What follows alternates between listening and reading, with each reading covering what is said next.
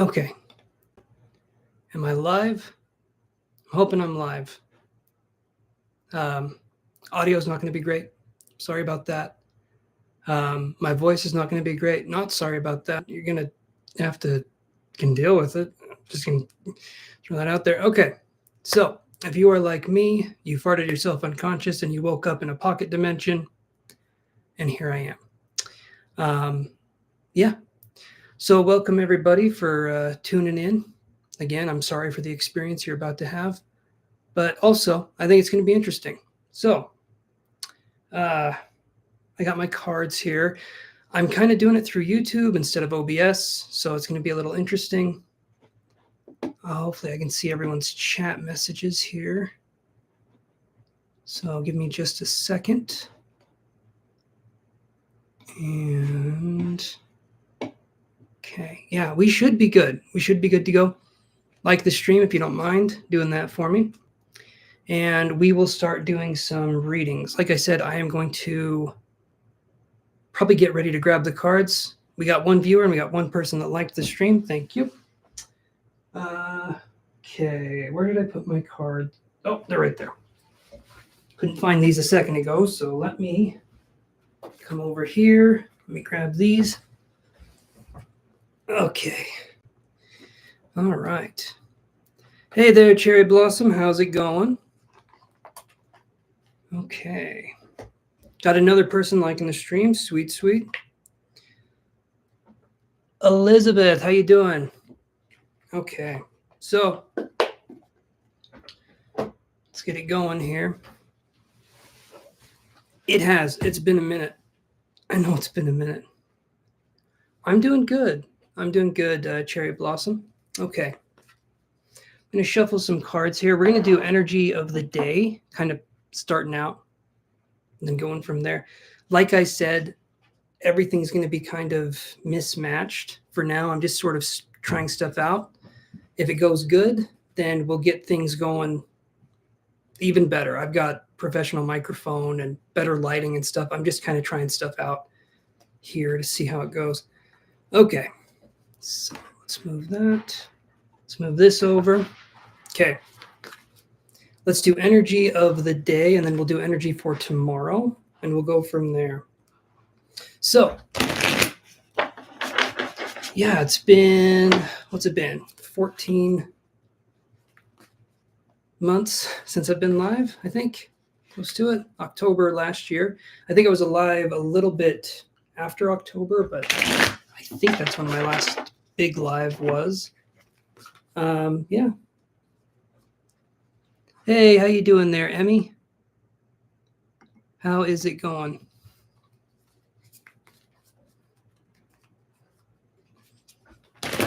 Okay, let's see what we can come up with here, guys. 1 second.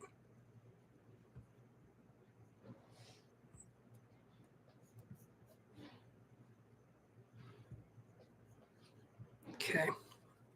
All right. Okay, hopefully you guys like the way I did my hair. It's all special. It's all special for you guys. Normally I don't have hair, so today I just decided, you know what? I'm just going to grow it. And so this is the result of about 3 hours of concentrated hair growth.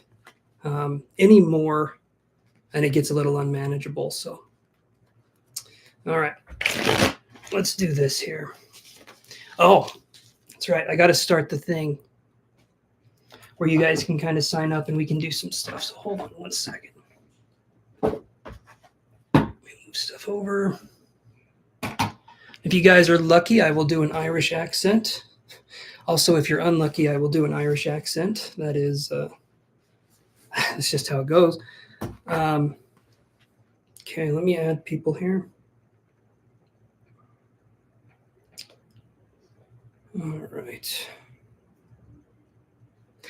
How's everyone's new year been going? Feel free to sound off. And I will get this going here. Okay, so our first person we had was Cherry Blossom. Like I said, though, we'll do the energy for tomorrow. I was thinking doing it for today, and then I was thinking transformative. Okay, how is it transformative? Hey, Angelino, how's it going, bud? I cannot remember how to pronounce your first name. I remember you. I don't remember how to pronounce the first name. Okay, so Cherry Blossom, and then we got Elizabeth. All right, and then we have, okay, Venetius. Ah, okay. Vinny, it is. All right. No, we'll do Venetius. I like the way it's spelled. I always forget how to pronounce it, and I'm looking at that and I'm thinking, don't want to say it wrong. Focusing on healing and gifts development. Ooh, I like it. Okay, so you're probably talking about the clairs. Clairsentience, clair cognizance, clair, the one everyone says, clair. It's not clairgustance, it's clairvoyance. That's it. That's the one. Okay, and then Emmy, or no.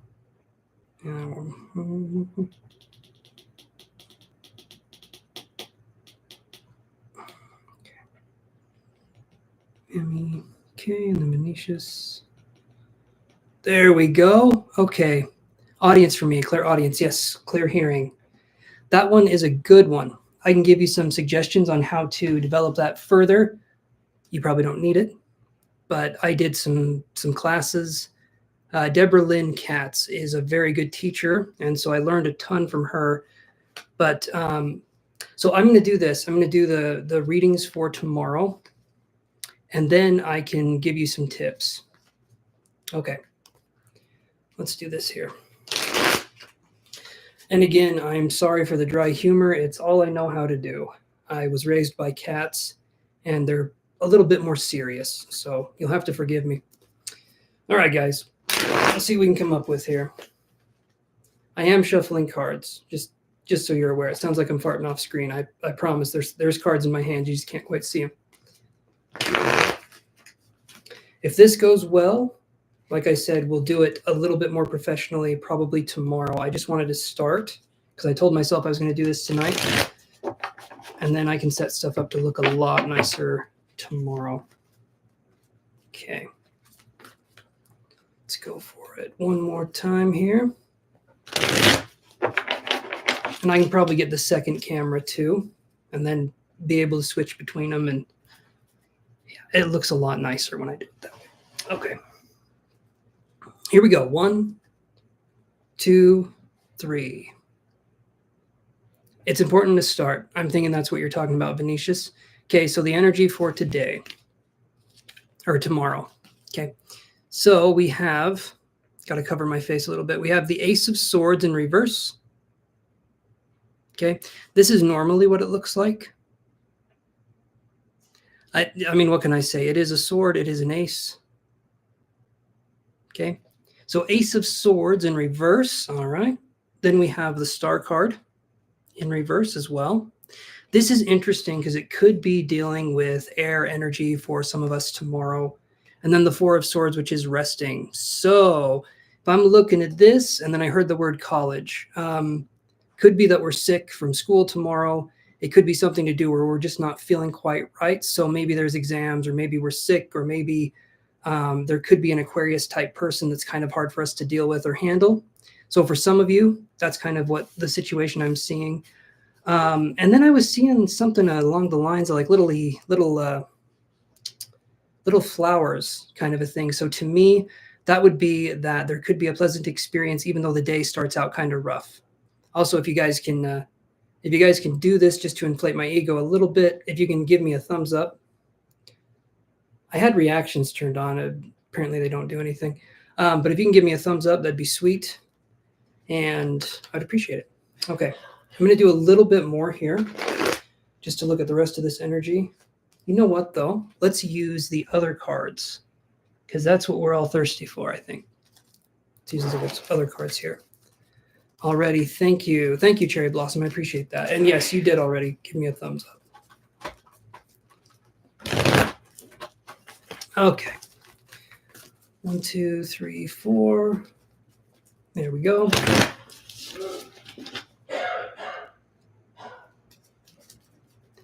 If you hear any coughing in the background, that is my dad. He is in the kitchen I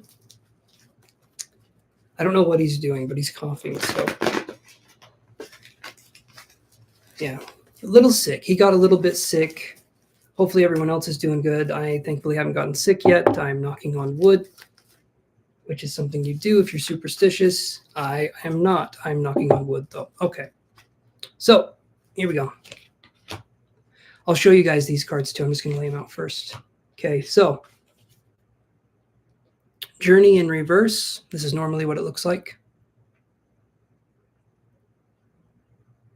Okay. And then the Thinking Woman.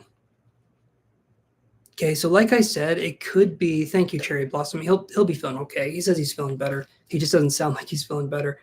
You know, when you're sick and your voice still sounds like you're really sick, but you're starting to feel better, but you sound like, I don't know. I don't know how to say it. Just like kind of gravelly and kind of raspy. So Journey in reverse and the Thinking Woman in reverse, that to me is definitely saying there could be something with academics. There could be something going on where we're just not feeling quite right. But it does feel like, to me, the end of the day feels like it's going to start feeling a lot better. But the beginning of the day could start out a little rough. So my suggestion to you guys is sleep through the beginning part of the day. Do not wake up until later and then start your day. Okay, that's my suggestion. Can you imagine? Oh, shit. That would be funny. Okay. All right. So let's do this here. And hey there, Puri, how are you doing? Wish I could do that. Emmy, I think we all do. Especially when you ever have it where you wake up, and I had this the other day, and it was kind of funny. Like, I've been going to the gym, I've been working out, and I've been really pushing myself. Yes, I'll put you on the list. And I've been really pushing myself. And like, I haven't pulled anything. I haven't done anything, a muscle. I'm talking about pulling a muscle. And anyway. And I wake up and I'm sleeping just a little bit different. And I go to turn my head and I just feel instantly that feeling of like, I'm going to have to be Batman for the rest of the day. And if you guys don't know, in the 90s, the Batman suit, he couldn't turn his head. And it was like this thing where you had to turn your body to turn your head, kind of like an owl or some kind of bird. And anyway, it was kind of a funny thing. It did not feel good. But I will tell you something that helps with stiff muscles is it's a CBD cream. If you guys have everyone's heard of it, but if you haven't tried it, it actually does help. I've tried Bengay.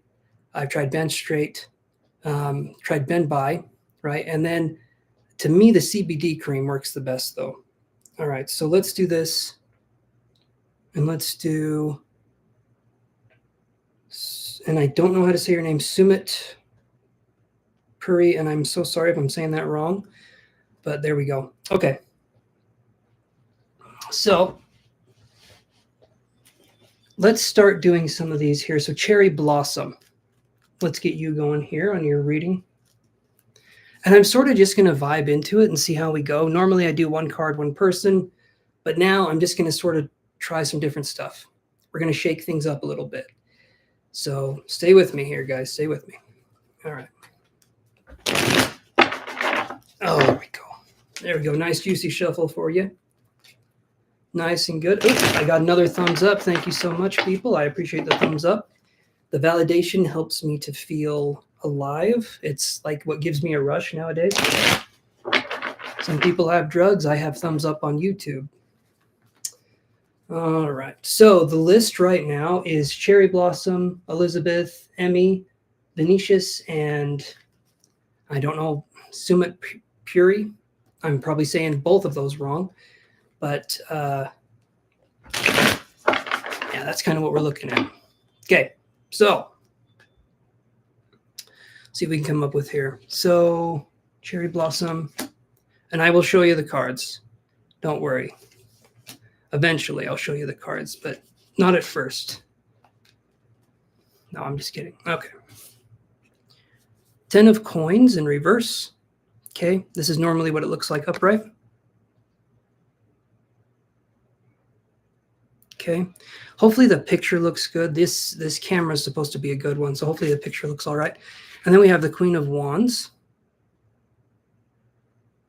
I like this one because she's dressed kind of flowy. The Queen of Wands to me is always a summer kind of card, and it's also fire energy, right? So it's Leo, Sagittarius, Aries. And then we have the Fool in reverse. So the 10 of coins was in reverse and the Fool was in reverse. And so this to me is wanting to start things over, wanting to start things kind of again, but there could be a difficulty with getting things ready to start or getting things moving in a direction that feels like there's progress happening. I'm kind of seeing like new energy, I guess the word would be like I'm seeing a chick, like a spring chick. And to me, that's always something that is kind of in the United States. Sometimes you give animals as a present. Voltaren cream extra strength is really good too. I will have to look into that. Voltaren cream. I've never heard of that. But extra strength cream for any purpose or reason actually sounds pretty nice. I like the way extra strength sounds because it's like it's a little strong, but it's like extra. So I could take it. But in the United States, we give animals sometimes through holiday events, which isn't a very good idea, but we do that. So we give like chicks and rabbits and stuff for like Easter. In this situation, though, I'm seeing it kind of like we could be feeling out of our element. And because of that, there could be a sense of feeling like things just aren't flowing the way they're meant to. But give it time, okay? Always in these situations, do the absolute best you can, and then focus on having things sort of take off when they need to. So a lot of times we're focused on results, and that can make us feel like we're doing something wrong. The best thing that we can do is be focused on the process that we're doing and trying to make it the best way we can. So for instance, I'm trying to make money in the futures market, right? And the end result, hey there, Lisa, the end result is that the journey, not the destination. Absolutely, 100%, 100%. Okay, I'm putting you on the list, Lisa. You're about 6 down. The end result on the on me trying to make money is that I want to make money, right? But I can look at that and be like, okay, I didn't make money today, so I failed. No. The way you can look at it is like this. Did I follow the process that I was telling myself to do? Did I remain disciplined? Also, no. So then you're shit out of luck.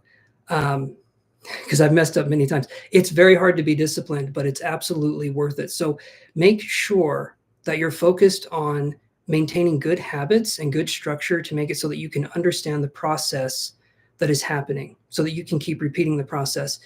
The hardest thing for us to do, and I'm going to say this for everything, is especially if we're starting developing new habits, and a lot of us will grow up with this. So, and I know I go on tangents, and I said tangents weird, but I know I go on tangents, but hear me out, okay? Because I promise I'm going somewhere with these at least 10% of the time. The way that it goes is that if we're learning something new, we are going to feel clumsy and we are going to feel awkward as shit. It doesn't matter what it is. And a lot of us have this tendency of like, well, if I don't get it perfect the first time, then I'm just not going to keep learning and growing. And that's where the perfectionistic tendencies can come in. If we were raised in a way that everything had to be perfect all the time forever, then it makes it so that when we're learning a new skill, it is very hard for us to want to be humble enough to be able to say, okay, I suck at this.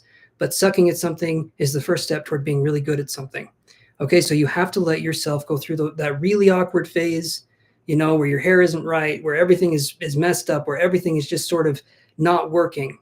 Because the way our brain works is through, we build this slowly over time. And there's actually a scientific way for it, okay? So you have the, I was going to say DMN, but that's not quite right. Hey there, Petra. Yeah, it's not the default mode network. I mean, that could have something to do with it, but it's the neurons in the brain, okay? So the way it works is like this when we're learning a new skill, okay? And you guys, I am an artist, and so when you see these, you are going to be in shock, okay? Please don't be too shocked with these. I actually do art, but when I'm doing this, you wouldn't think I could pick up a pencil and make anything. Okay, so those little things right there at the bottom, those are our neurons. Okay, when we're learning a new skill, it's like this part right here. Nope, hand-eye coordination. There it is. Nope, that way. Okay, so these are kind of like a Wi-Fi signal right here. When we're learning a new skill, it's like we're connected through Wi-Fi and things are going on, and it's really hard for us to get this skill. Okay, it's super, super difficult for us to get the skill, and we're sitting there and we are frustrated. And we're thinking, why do other people just pick this up and it's easy for them and all this stuff, blah, blah, blah. Okay, comparison is the thief of joy. Okay, it's not something that helps us. But in this instance, we have to let ourselves be bad at it, because when our neurons start firing, and this is a new set of neurons, this is something we haven't done before, it's going to be very weak at first. It's like you can get in a car, right? And you can drive. And when you're 16 and you get your driver's license here in the US, you're 16, you get your driver's license. It's very, very hard for you to drive a car at first, and it feels very intimidating. But then when you hit your 20s and your 30s and you're driving a car, you don't even think about it. You can go into a trance, you arrive at your destination, not even something you have to think about. But that's because it's a skill you built over time. This is the exact same process. It's like riding a bike. It's like doing anything else. It's the exact same process. You just have to give it time. And you have to let yourself keep being shitty at it, okay? And then eventually things get easier and it gets a lot better for you as time goes on. But you have to be shitty at it first. Okay, not my rule. If it was up to me, I'd be perfect at everything I did. But I'll let you in on a secret. It's incredibly rare. In fact, I can't think of the last time I tried to do something and I got it right the first time, and I felt like a gifted genius. Most of the time, I feel like a senior citizen who is trapped inside of a Wendy's at night that has been closed for a very long time. So it's not a fun feeling, but it needs to happen so that we can get better. Okay. All right.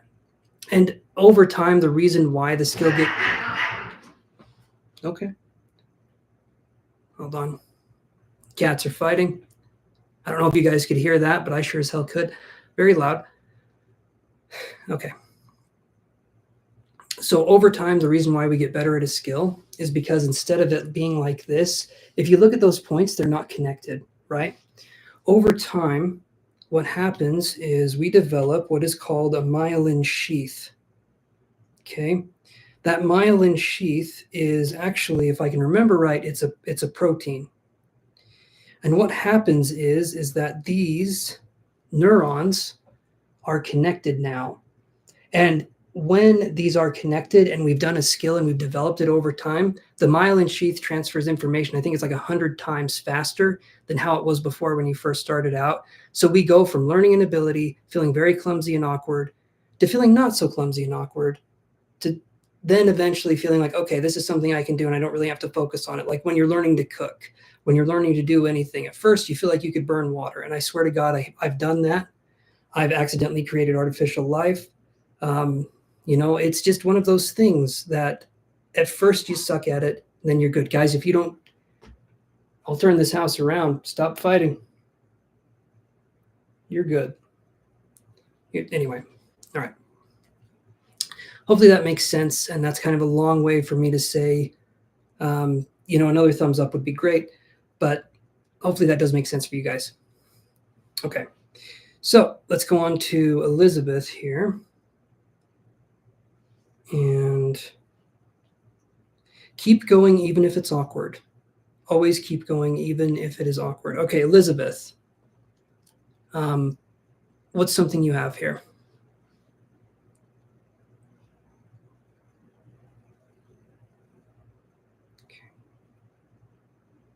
Thank you, Petra.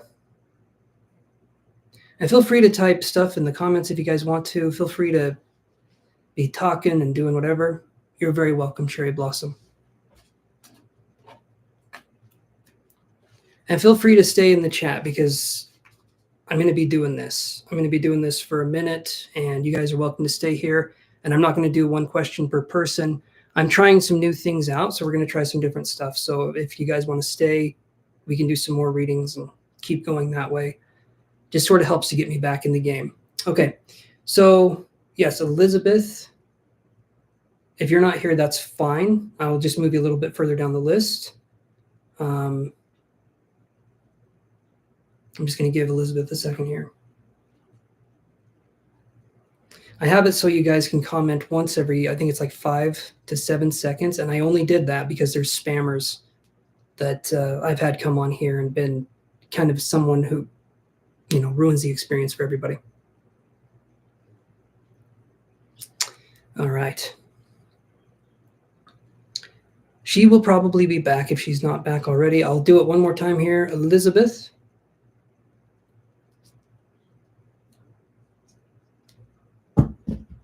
Nope, there went the pencil.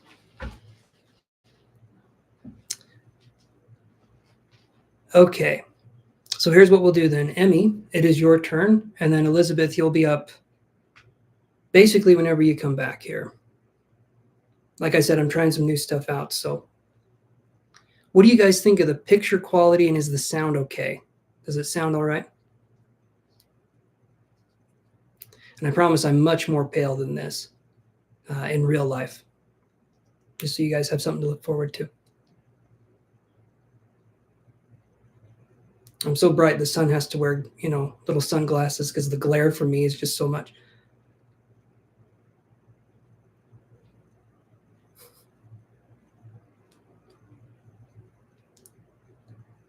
Jesus, You're a Vampire. That would make such a good movie. Jesus the Vampire.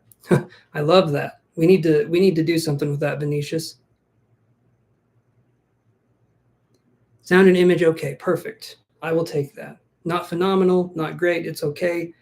That's literally what they said when I was born. He's all right. So I'll take it. And like I said, Emmy, it's up to you, and take time to write your message.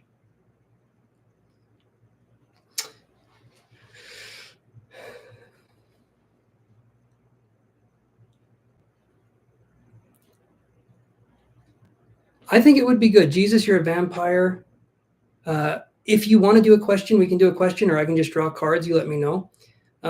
Venetius, we could do it where, so Jesus, You're a Vampire, right? Both Jesus and the vampire played by Nick Cage, and everyone else is played by Nick Cage. I just need it to be like his swan song, and it's just freaking insane because it's Nick Cage, right?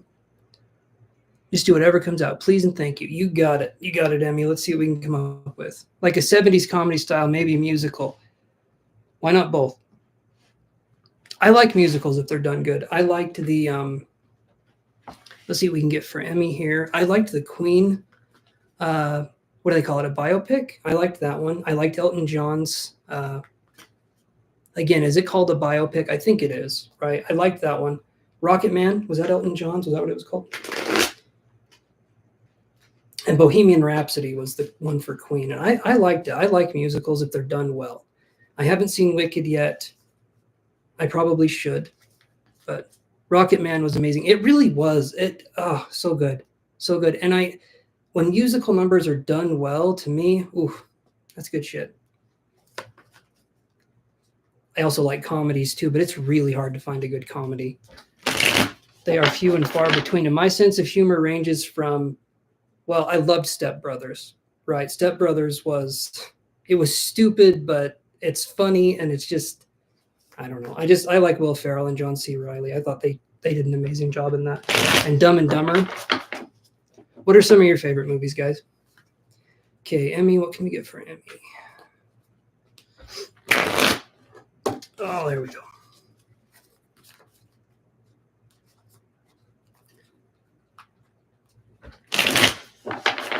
Okay, so here's what we got.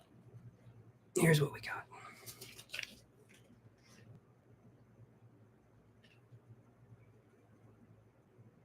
Wicked is good. I don't like the media, but Wicked got me. The media, you mean like the influence of the media? I'm into horror and drama movies. I'm really into Interstellar and Arrival lately. Both of those are so good. Oh, Interstellar is incredible, especially the end. I'm not going to do any spoilers, but geez, it's good. And Arrival, masterpiece. So The way they did the alien language, okay, again, no spoilers, super good. And anyway, those movies are incredible. Okay, let's look at these.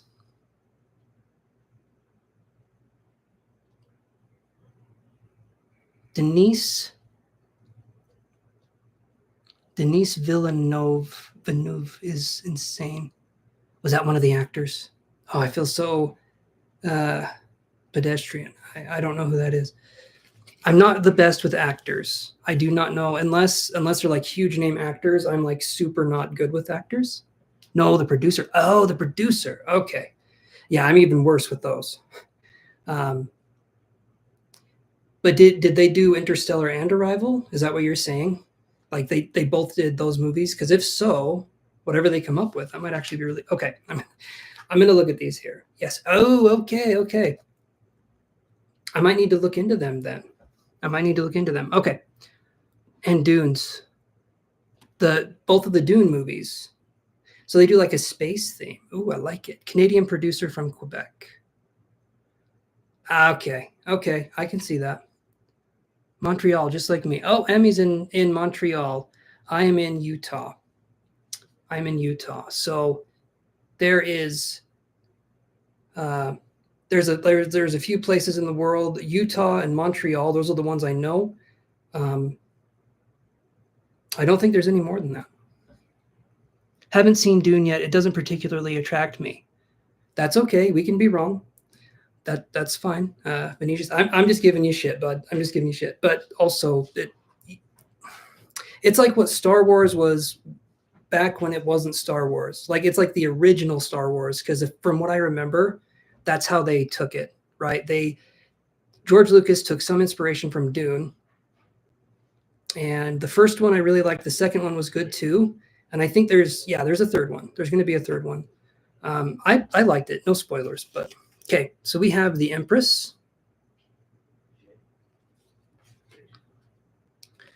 Six of Swords in reverse.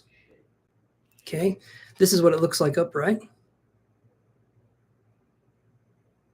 So Six of Swords is always a card of searching. Okay, so whenever you guys see the Six of Swords, think of it like you're on an Easter egg hunt. It's not Easter, the sun is down, and you're a little bit scared, but in like a fun way. No, I'm just kidding. Four of Cups in reverse. All right, so Four of Cups in reverse is going to be we're feeling rested, we're feeling rejuvenated, and then we have the Empress. Okay, and so I'm going to do it this way. The Empress is Taurian energy, right? The Empress and the Hierophant are both Taurus. And the Empress is more about the feminine, the divine feminine energy. It's nurturing. It's very mother kind of energy. It's a very good energy to have. Starting out the reading, it feels like we are stepping into the femininity, and methamphetamine. And then we have the Six of Swords, okay? That one was in reverse, and so it could be that we're no longer searching for something, but we could be feeling kind of tired from the search. We could be feeling like we're wanting to give up something, but then I'm feeling like it comes full circle. So that's something that is interesting, because then we have the Four of Cups in reverse, and that's like feeling like it's time for us to get up and start moving, because the Four of Cups is resting. It's like emotional resting. It can be emotional upheaval as well. When I see it with the Empress, the only reason I'm reading both of these cards as being more positive is because the Empress, major arcana energy, to me, that kind of trumps the reading. It kind of says, okay, look at these two cards. So if this is the language, okay, if this is the language, these other two cards that are minor arcana, this is the accent for that language, if that makes any sense. And so I view this as the trump card, the Empress, because it's a major arcana. And so it kind of guides the rest of the story. So it's feeling like we've been going on a journey for a while. It's feeling like maybe there hasn't been results. Maybe there hasn't been a sense of completion. Maybe there hasn't been a sense of finding what we want necessarily, but to keep going anyway, okay? A lot of times when we're looking for something, okay, it's really something that we've already sort of experienced, and we just need to align ourselves with that energy again. Anything that we are seeking is also seeking us. And so that's something that we can kind of take pleasure in, so to speak. but it can feel very fruitless if we've been looking for something for a while and it feels like it's eluding us. But keep putting it out there that it's what you want and it will happen, okay? And if we're talking about manifestation strategies, then we have to be talking about you have to focus on what you already have to keep getting more and more. So be grateful for what's going on now, and then more and more can come your way. And it sounds to me like, Emmy, you're working on that gratitude, which is perfect because that means more and more is going to be coming your way. And so I would say just keep on doing whatever it is you're doing, as long as it's putting you in a positive direction. Even if it feels like things are going slower, it doesn't mean things aren't happening, okay? A lot of times it's very, very slow, but then it's like when the snow starts to fall, right? At first, when it starts to snow, there's nothing that's sticking to the ground. And then you wake up in the morning and there's 3 feet of snow, right? It's a lot like that. It's a slow process. It's a slow buildup. But then you can go out and you can make a snowman, okay? And everyone likes to make a snowman. I didn't this year, but it's just because the carrot scares me. But other than that, make a snowman. Have fun with it, right? And then, Emmy, we will talk about developing the clairs here in a little bit. So stay with me, stay tuned. And when I'm done with everyone else's reading, we'll kind of come back and I can talk about developing the clairs. So hopefully that helps you. You're very welcome. Very, very welcome. Okay. So, Venetius, do you have a question or are we just doing a reading? Hey there, Karu. I remember you. Let's do this here. I'll still put your name as Hiron because it's going to be easier for me to remember when I have it on the list. I do want to build a snowman.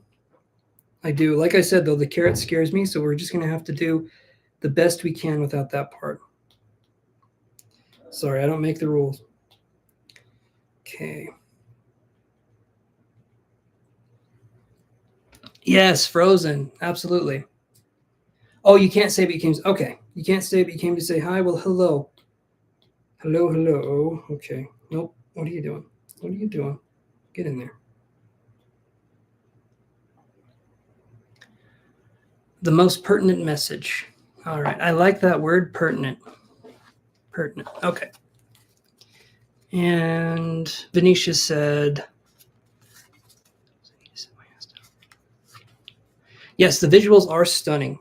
I would say sit down, watch it. It's very like we're in a day and age where movies, much more than ever before, can transport you into like so many different places. Like it's very much a vibration that you get into. It's hard for me to watch movies. I'm waiting for, and maybe it's already done, but Bleach. It's an anime, one of my favorites. I love the style, the animation, but I'm liking the newer stuff. So I'm waiting until the 1,000-Year Blood War arc is over, and then I can watch it. But I do think there's new episodes I haven't seen. And then One Punch Man Season 3, which I think they were going to be coming out with. I like animes, if you don't know. I look like I like animes, and so you can just kind of assume that. I'm one of those people that you can definitely do that. Hope you watched The Boy and the Heron. Or have you watched The Boy and the Heron? I have not. Is that Studio Ghibli? I think people say it's good. People say it's good. I need to watch it.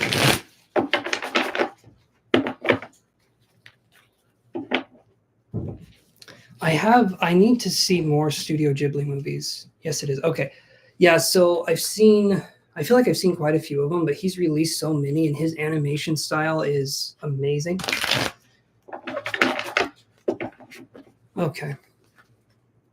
So most pertinent message for Venetius. Let's see what we can come up with here. Venetius's message. You're going to love it. I probably will. I love really good animation. I really do. Or a really good video game. I've been playing, well, now I'm playing Xenoblade Chronicles 3 for the Switch again. J Moon. Hey there, J Moon. How you doing?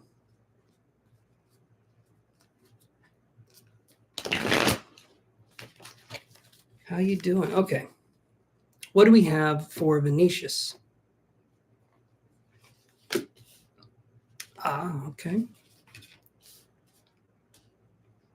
Okay. What else we got? Okay. All right. So here is what I've got.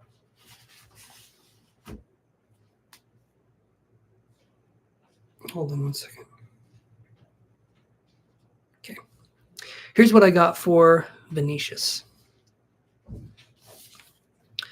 We have the Two of Cups in reverse. That's what it looks like upright.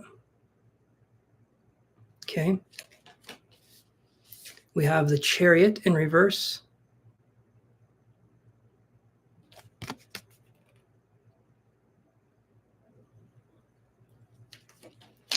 And then we have the King of Pentacles. This one is upright. Okay. So the Chariot is Cancer. Okay. If we see the Chariot, I mean, it's not, not something you, anyway, a person. So the Two of Cups in reverse, the Chariot, this could be that we're dealing with the Cancerian energy. And then we have the King of Coins right here. So maybe there could be an energy that reaches out to us and is generous. Possibly it could be in a financial way, but it could also be in an emotional way.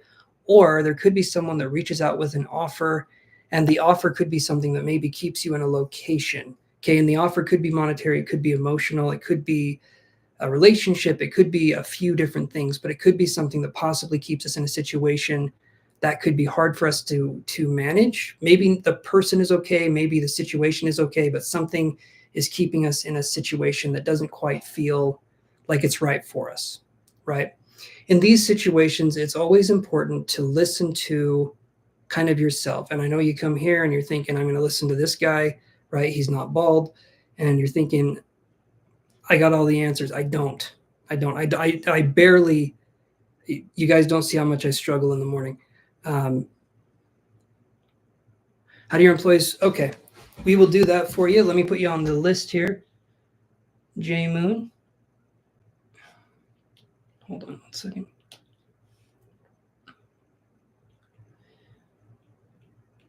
Okay. All right, you're on the list. So we've got a couple people. I'm on Venetius now. Then we have Sumit Puri, and then Lisa, and then J Moon. Okay, and then we're going to do, when Elizabeth comes back, I'll do her reading, and then we'll talk about Claire abilities and developing psychically, all that stuff. You're very welcome, J Moon. Okay. So now, let me go back. Okay. So yeah, it's one of those things where if we're in a situation that feels to us like it's very difficult for us to find our ground or find our footing, focus on yourself first and what it is you need. Only you will know what you need. There will be situations, there will be things that happen that make us feel like we have to question what it is we need, right? Straight away thought of mom. Okay. All right. So there could be energy there, even though it's the King of Pentacles, could absolutely be a feminine, could be a person, mother, grandmother, anything like that. And so if there is something that happens along those lines, focus on yourself and what you need and what you want. Okay. And if we're dealing with energy that could be narcissistic or controlling or things like that, we can absolutely talk about methods and ways to deal with those kinds of energies. That could be a little bit later on, though, because I'm going to move on to the next question here. But just focus on that. So focus on yourself, focus on your desires, your wants, your needs. It takes us a very long time growing up, especially if we grew up in a household that didn't value individuality. It takes us a very long time to develop a sense of individuality and to find that spark that kind of ignites us in some way. And there will be people that seem like they mean well, and really they are kind of there to dull your shine. Okay. And it's important that if these people are family or close friends, it's very important to kind of put them in a part of your mind that isn't directly related to your more intimate desires or your more intimate things that you're doing with your life. Okay. So keep them kind of at a distance. Even though I know it feels good to be open and honest with people, it's very important for us to choose who those people are. And sometimes it can be family. That's very difficult for us to deal with. Other times it can be close friends, but no one has a right to us. all the time. Okay. When we are younger, our parents do rule the roost. When we get older, we do tend to have more of a say about how we handle things in our life. And so focus on what you can do now to keep your sense of individuality and your sense of independence. All right. And if that means not telling people our most inner world, our most inner secrets, then have that be what it is. It sucks. It's not the funnest thing to do, but it also makes it so that we can still feel like we can be ourselves and not have to deal with criticism from other people. That could be negative. Okay. And a lot of times those same people will say, well, I'm saying this out of love. I'm saying this out of, because I love you. And it's like, no, that's not a version of love that I necessarily respond with, but it's also important that some people that are like that, you can have that conversation with. Most people that are like that, you cannot have that conversation with. So the best thing to do is boundaries, and also just to do it that way. It's judgment sometimes.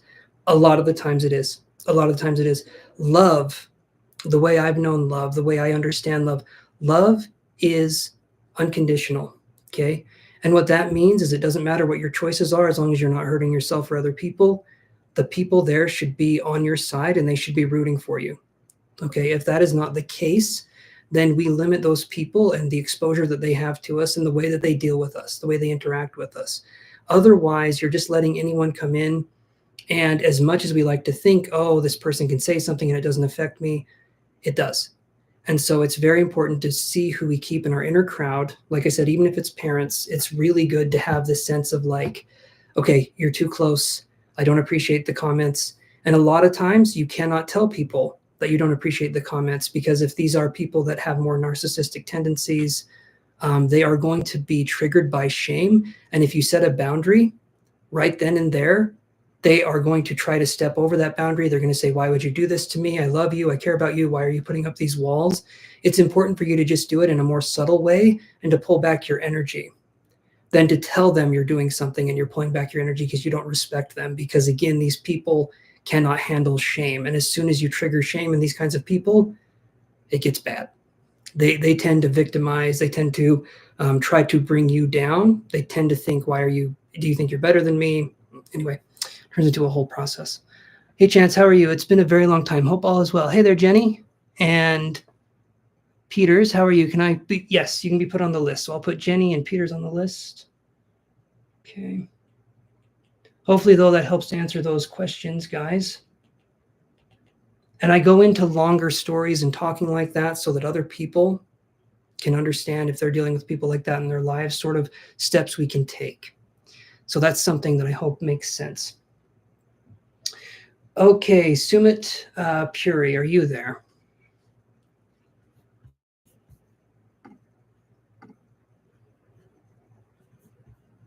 Okay.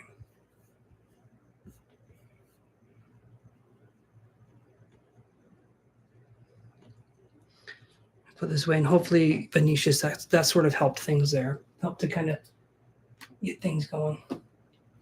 And maybe you knew all that already, but it helps to have a refresher, I think. Okay, so Sumit Puri isn't there. Lisa, are you there still? Okay. I'm going to just do this.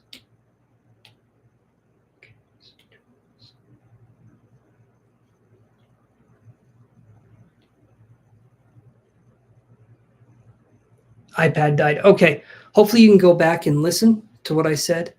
Just because I'm moving on to the next question. You're very welcome. You're very, very welcome for the reading, my friend. Okay. All right. So J Moon, hopefully you're there. And then I can go to your question. You don't have to type it again. I can look it up here. I think it was right up here. J Moon. Okay. All right. So J Moon, how do my employees feel towards me and my work right now? Okay. Let's look at that. How do J Moon's employees feel about her and her work right now? Okay. Let's see what we can come up with here and go from there. All right. How do J Moon's employees feel about her and her work right now?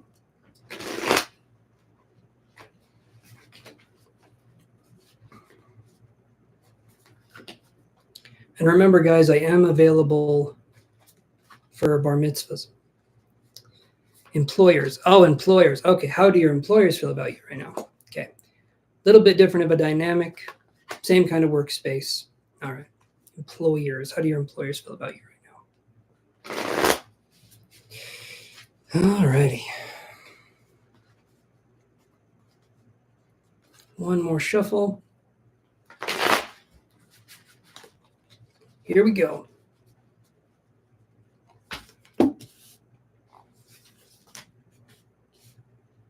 That's interesting. I will show you the cards. Okay. Page of Cups in reverse. Knight of Cups in reverse. And Ace of Cups. See, now this is interesting. Because I don't know what the hell. You know, I'm just looking at this and I'm like, what the fuck? No. Listen, here's what I'm seeing here. Page of Cups in reverse, Knight of Cups in reverse, Ace of Cups. There could be a sense of they hate me. No, I think some of them don't exactly like you in a certain way, but hate you when it comes to employers. I don't think they hate you. It's just something where it feels to me like maybe there could be office politics, or could be something, maybe not necessarily office politics. Page of Cups in reverse, Knight of Cups in reverse. These could be people that are emotionally stunted in some way. Okay. And so hate is a strong word. Maybe they don't like you in a certain way when it comes to employer-employee relations. But then I get this card too. I get the Ace of Cups. And so that to me is saying maybe a couple of them don't appreciate your work, but there could be one person that does, or maybe you're looking at getting a job somewhere else, and that could possibly be something that's better for you. If you're in an environment where you don't feel appreciated or wanted, that really stinks, because it's hard to bring up these kinds of issues, especially if the people you work with don't have emotional maturity. And a lot of people, apparently in this day and age, that are bosses or like higher up, they tend to not have that like function turned on in their brain where there's like emotional empathy, or there's a sense of like just emotional clarity. That one is Hazel. And so that's something that can be really, really difficult to deal with, because the employee tends to have more of an emotional gauge, I guess. I couldn't think of a better word, but they tend to have more of an emotional kind of center than the higher ups do, and that makes it really difficult. So I would say look to something if you feel more appreciated, because if you don't feel appreciated, move on to something else. Most of the time you can find something else. But the Ace of Cups to me is saying there could be, like I said, one person that appreciates you out of these other possibly two people, maybe both water signs. If I'm seeing Page of Cups in reverse and I'm seeing Knight of Cups in reverse, so you're seeing they don't appreciate me. I feel like there's a sense of that. Yes, if I see these two cards, it could be in an emotional way. Maybe your work is fine, but there could be something with you, with the emotions, that these people don't like. They could be bitter. They could be jealous people. I'm not really sure, other than that's kind of what I'm seeing. I don't like to give bad news for the sake of giving bad news, but in this instance here, it seems like there's something going on behind the scenes. But then, like I said, I also get the Ace of Cups. So my thing would be, if you just started working someplace and there's a sense of misunderstanding, maybe keep working there and see how things go and see if things improve. But if you've been working here for a while and you don't feel appreciated and you keep feeling misunderstood, or you keep feeling like the blame keeps shifting to you, it might be best for you to look someplace else. That's what I'm seeing here, which sucks to hear. But also, as I've said this many times, I can do these readings and I can absolutely be wrong. I'm hoping I'm not a lot of the time, but focus on how you feel in your gut. That's going to be a lot more important than how these readings are. And hopefully they do appreciate you, because I don't want to be right with this. I don't want people to not like other people, especially if you work with them, right? So focus on how you feel, focus on what you feel from them. I feel like they want me to interact with them all the time and I don't want to. Okay, so then that could be where there's kind of the shut off of communication. If there's any way you can say something, that would probably be helpful. But again, if they're a certain way, especially if there's with employers, they tend to have a way of thinking like they're above you, right? Because they're in a higher position and they feel like they can kind of boss you around and make you do things you don't necessarily want to do. If you can say you don't want to interact with them or you don't want to do something and they don't like it, that stinks. But when it comes to employers and employees, you sort of have to play the game unless you work for yourself. And in which case, then if there's office politics going on, you kind of know who's the problem, you know. But in this situation, you do sort of, I mean, I don't want to say it like, if you have an employer, in some instances, you sort of have to kiss ass, even if you're an introvert, even if you're not the most extroverted person, even if you don't want to go to the Christmas party, if you don't want to do this or that, you sort of have to play the rules of the game and you sort of have to put on a mask that is not the funnest thing to do, but that's just sort of how it is. And like I said, you could work someplace else. Maybe there's remote work, but that's just what I'm saying. I'm sorry. I wish it was something that was a little bit more positive, but the Ace of Cups being there it could possibly be that they're starting to understand you a little bit more. But in my opinion, when it comes to this stuff, I think it's good to just lay it out and just talk about it and see how things are, because we can assume someone doesn't like us. We can assume this or that. But until we have an actual conversation about something and put our cards on the table, we really don't know. And if you say you don't feel comfortable interacting and they treat you differently after that, then you kind of have an idea of how they feel, even if they say one thing, but they do another. So it's important for you to focus on kind of what that looks like, if that makes any sense. Thank you for the other thumbs up there. But always focus on you and focus on how you're doing things and how you're feeling about things. If someone doesn't like you, it just means they don't like you. It's you that has to live with yourself. And so focus on the things you do and what you're doing. And if you're doing everything you can to do everything you can and it's still not enough, then I would say, look elsewhere, look for something else. Always do things that make you feel fulfilled as much as you can. So that's kind of my thoughts and advice on that. And set boundaries, even with employers, even with whoever it is. You want to set boundaries. You want to focus on just having things happen for you in a way that feels comfortable, because it's, like I said, you sometimes have to play the politics. But yeah, you are welcome, J-Moon. Okay. Lisa, are you still there?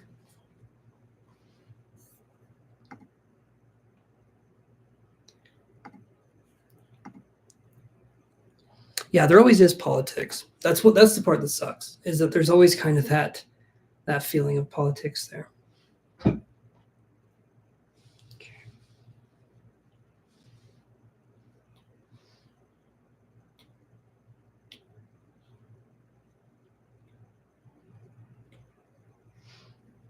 All right, Lisa, do you have a message or do you just want some cards read?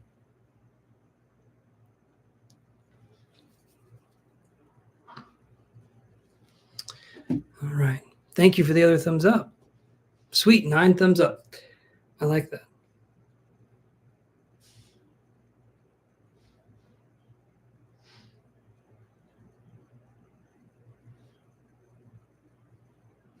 Okay. All righty. Oh, I'm getting a Charlie horse. Okay. Let's shuffle some cards here and see what we can come up with.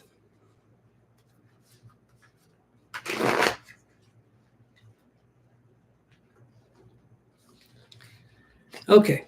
How does your ex feel about your post since you made your page public? Let's take a look at that. How does Lisa's... Okay. Yeah. How does Lisa's ex feel about her post since she made the page public? All right, Lisa, let's see what we can come up with here.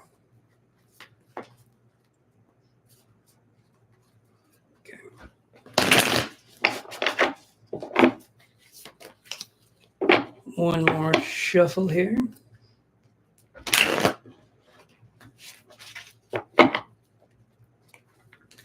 All right.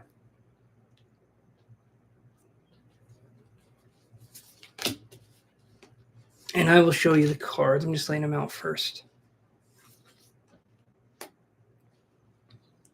This is really interesting. So if you look at these two cards, okay, we have the Hanged Man.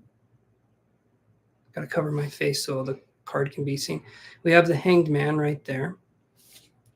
And then we also have the King of Wands, but they're pretty similar, like colors, and they're both upside down. So the King of Wands is in reverse and the Hanged Man is upright, which is confusing because he's upside down, but he's upright.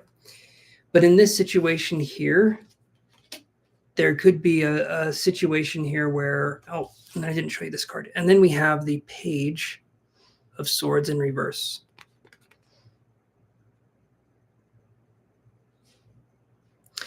Page of Swords in reverse with the King of Wands in reverse could be someone who I feel like is uncomfortable in the situation.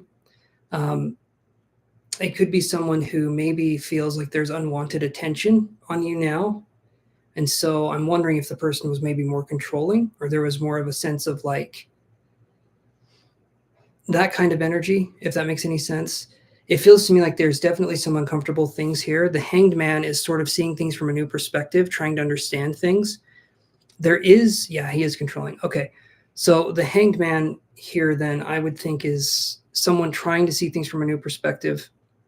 The King of Wands, the Page of Swords, all of these, well, these two are in reverse and the other one's upright. But yeah, Petra, I can put you on the list. 1 second. Here we go. You're on the list, Petra. Okay. And so I would say if you're dealing, you're very welcome. I would say if you're dealing with someone that is controlling, okay, and you're, who gives a shit, right? Like, do your thing. If your ex has a problem with it, oh well, right? He's your ex, and he's your ex for a reason. And if he's controlling, if you can do this, if you can make your page even more public, go about it. Do everything you can to just piss him off. I'm sorry, controlling people, that I hate it. I hate them. I do not like people that try to control other people. Hey there, Kelsey, I'm doing good. I can put you on the list here. Yeah, that's what you're aiming for. Perfect. Perfect. Yeah, so apart from this, all right, you are welcome, Kelsey. Apart from this, I'm going to say it like this. If they are controlling, if they're manipulative, eventually, I feel like right now, that's a good way to get revenge. And it feels like, oh yeah, this is a good way for me to do it. But eventually, don't even care about them at all and just block them. Because if they have access to your energy in any way, they can come in and out of your life. And a lot of times with exes, when you start to feel good and better about things, they will come back into your life and they will mess you up. Okay. And they will just play around with your energy like nothing. You know, they'll just go in there and it doesn't bother them because they don't have those boundaries. They're not being messed with the way that they would mess with other people. So eventually move on from I'm taking revenge to I'm just going to block this person because who the hell cares what they think? They're controlling, manipulative, and just it's not worth it, right? It does feel good for a second, but eventually you don't want them having any part of your life or being able to see your public page or being able to do this or that. And if you can as well, block their friends and their family that you're close with that you know would report back to them to make it so they really don't have any access to you. That's when you're ready to do that. I do understand kind of wanting that revenge, but eventually you move on to be like, you know what, I'm just going to do whatever it is I want to do. And I really don't care if this person sees what I'm doing, so much so that now they can't, right? So that's kind of how I see that. Yeah. So hopefully that helps to answer that question. And hopefully you can get some closure and some clarity with this, because again, Who the hell cares what someone controlling thinks? You are very welcome, Lisa. You're very welcome. Okay. So, Jenny, are you there?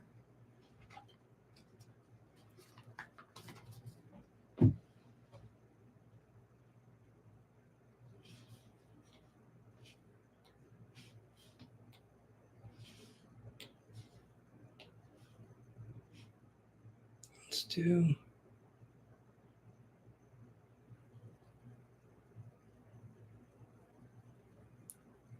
All right, Peters, are you there?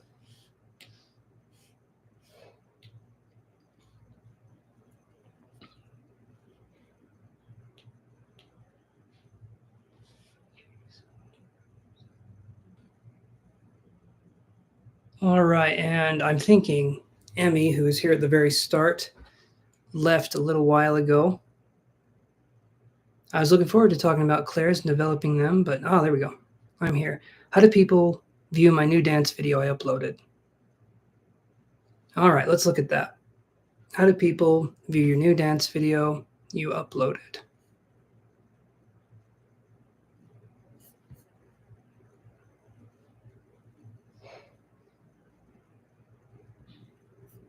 Okay. Let's see. Okay. How do people view the new dance video you uploaded? I know if I uploaded a dance video, people would not view it very good. I think you got better moves than I do, though. I look like I'm trying to put out a fire when I dance. So let's see what we got, though. I'm sure your name is very beautiful. I just cannot say the first part, so I'm calling you Peters because that's easier for me to say. I know how to say that. Maybe I'm even pronouncing that wrong. Okay.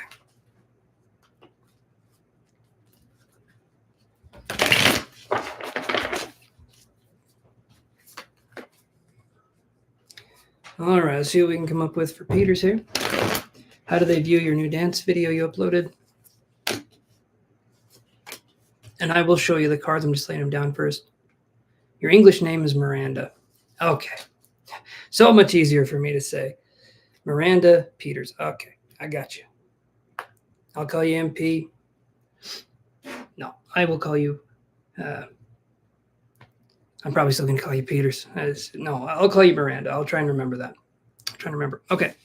5 of Swords. This is interesting because it almost looks like this person is dancing. So that's an interesting thing that came up first. So we have 5 of Swords. We have the Devil in reverse. Okay. And then we have the 2 of Cups in reverse. Okay. So these right here, here's what I'm going to say. All right.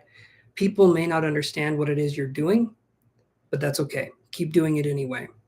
The reason I'm saying that, if I see the Devil in reverse, that's not necessarily a bad card. The 2 of Cups in reverse, though, it's like we're trying to focus possibly too much on the trend and not on the dancing necessarily. That being said, I think if I'm viewing this correctly, and I am, you have talent. You're someone who has talent. You're someone who is talented, but there will be people that do not understand what it is that you're doing, and that's okay. Okay, that's going to be okay. If I'm looking at this, though, this one, there's even people in the background that are kind of looking at this person juggling these swords, standing on these swords. It's okay if someone doesn't understand it.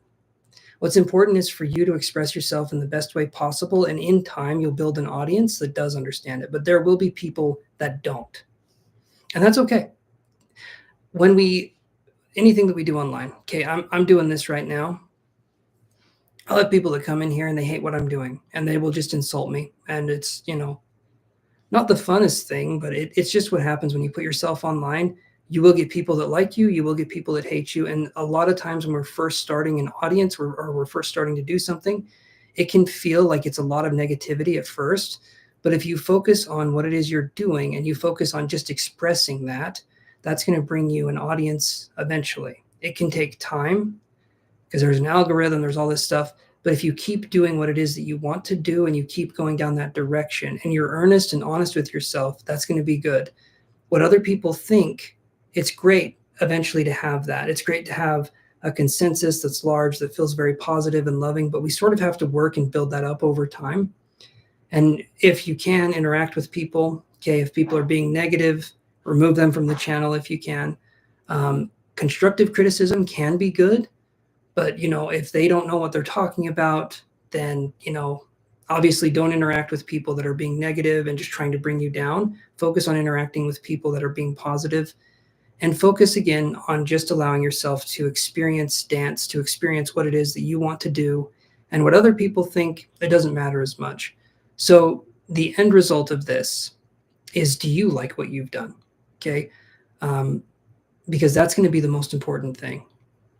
I make art sometimes, and to me, I like what I did, and I will post it and no one likes it. And that sucks. But at the same time, I liked it and I enjoyed making the art. So yes, I took a little break from posting videos. So I'm just feeling nervous all over again. Yeah, I understand, feel nervous, right? Any emotions we have, they are positive because they guide us toward our true self. And so if we feel nervous, that's okay. If we feel anxious, that's okay. Let yourself feel it. But understand that it's just part of the game. And you will have people that love you. You'll have people that don't. And you will have people that have no reason for either. Okay? And if someone doesn't like you, oh, well, it doesn't matter. Whatever, Not fun to deal with, but at the same time, it's part of the game. And if you do any kind of art or anything, you're putting yourself out there, and artists are kind of targets to be misunderstood. And they're also people that get a lot of love too. And so just focus on if you're being the truest to your soul and your expression of yourself, and then have that be something that eventually radiates that sense of truth and belonging. Does that make sense? Miranda.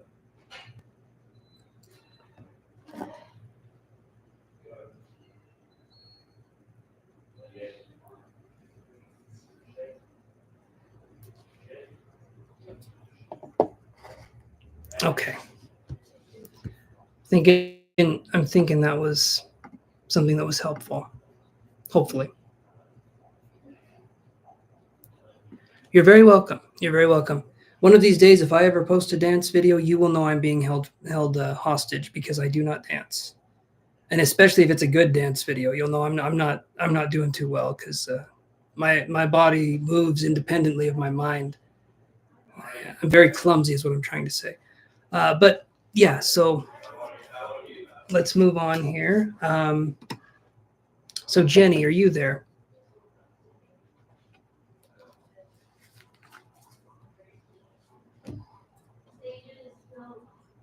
Alrighty, let me go here.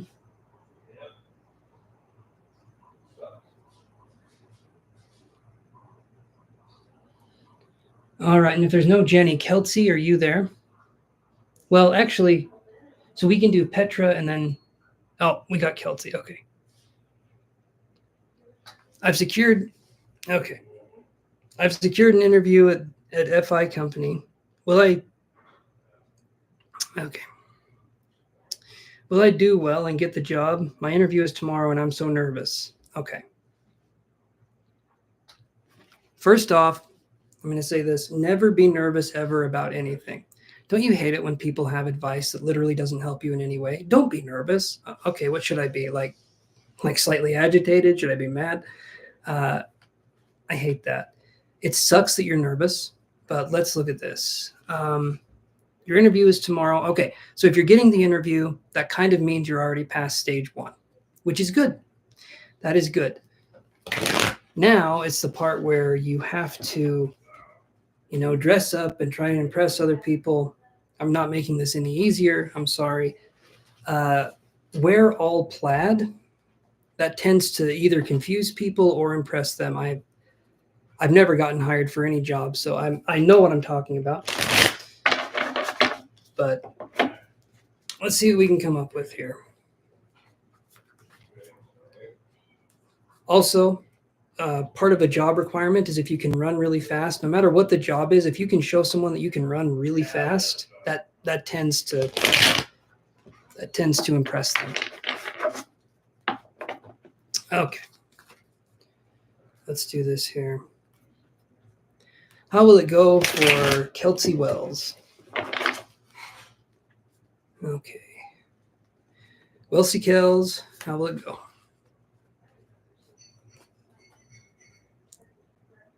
Should be able to complete a 100-meter dash in 30 seconds. I could only do that if, well, if there was no time limit, I could eventually complete a 100-meter dash. You know what? Let's just take away the 100 meters. Let's take away the time limit. I could sit down. I could sit down and I'd have a hard time getting up, and that would impress people. They'd be like, he's dedicated, and I'd be like, this is just how I am. Okay, let's see what we get for Kelsey.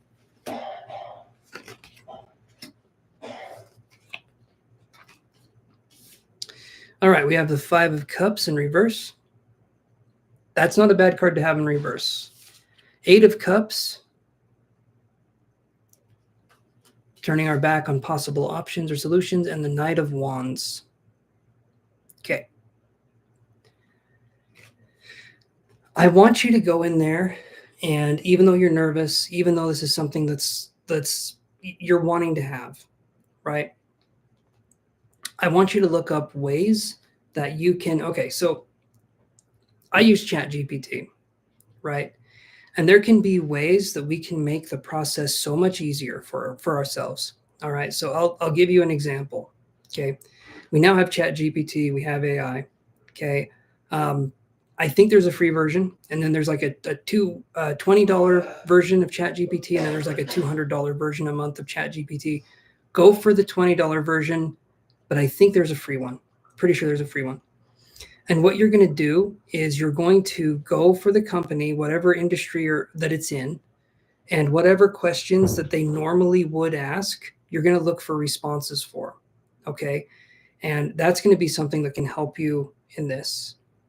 There is a free tier ChatGPT. Perfect. Okay. Download that. And then whatever section your company is in, okay, you're going to look up interview questions and how to answer them. And then you could say, ChatGPT, you be the interviewer, and then I'll give you my responses, and then you can go from there. All right. And I'm just saying this to help you with your nerves. If you're nervous, it's because there's so much excess energy that you haven't put into the questions and the answer process. If you get that down, there's not going to be a lot that shakes you when they ask a question. And a lot of the questions, they are going to be about the job, but a lot of questions are about character. A lot of questions are about different things. And so focus on developing as much of you as you can on getting your skills good for the interview, and look at how to do that. I know it feels like we're anxious and you want to know how this is going to go tomorrow. I'm going to tell you right now, these cards mean absolutely nothing, because here's what could happen. All right. You could be sick tomorrow and you can't make the interview. Doesn't matter what my cards say. You're not going to get the job if you don't go.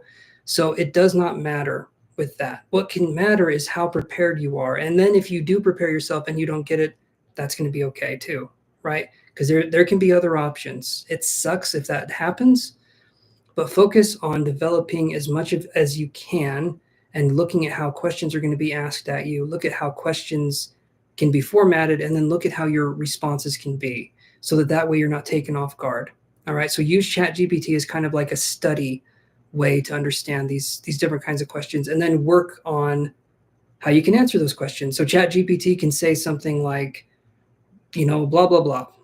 I can't think of a question, so I'm just using blah, blah, blah as my statement piece.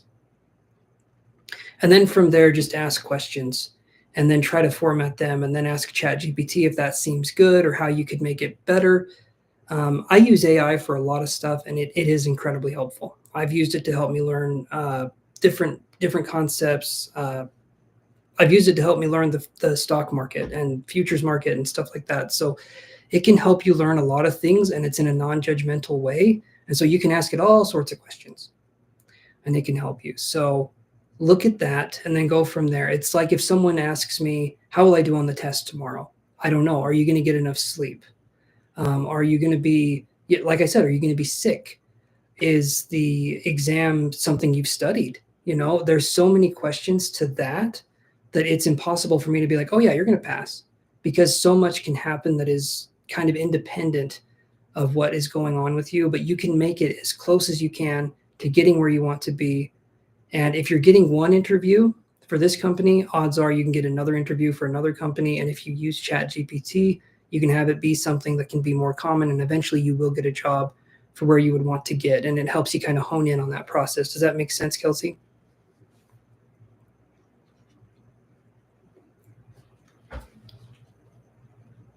Okay, perfect.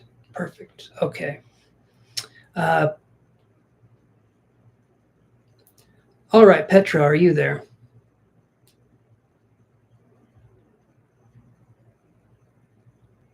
Yes, prepare for the interview. When I see this right here, 5 of Cups in reverse, okay? Stop it. Stop fighting. Stop it. Sorry, my cats are wanting to kill each other. Yes, 5 of Cups in reverse. 8 of Cups, looking at other options, looking at these kinds of options. And then the Knight of Wands, which to me is going after what you want. So study, look at the interview, do that kind of stuff. So thank you. You're very, very welcome. Okay. It's about your mom. Okay, Petra. So what are we looking at for your mom here?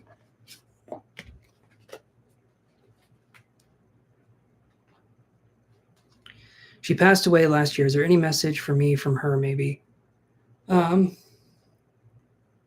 I'm not really going to be doing mediumship. And when it comes to the cards, I guess I can see what I can get from the cards.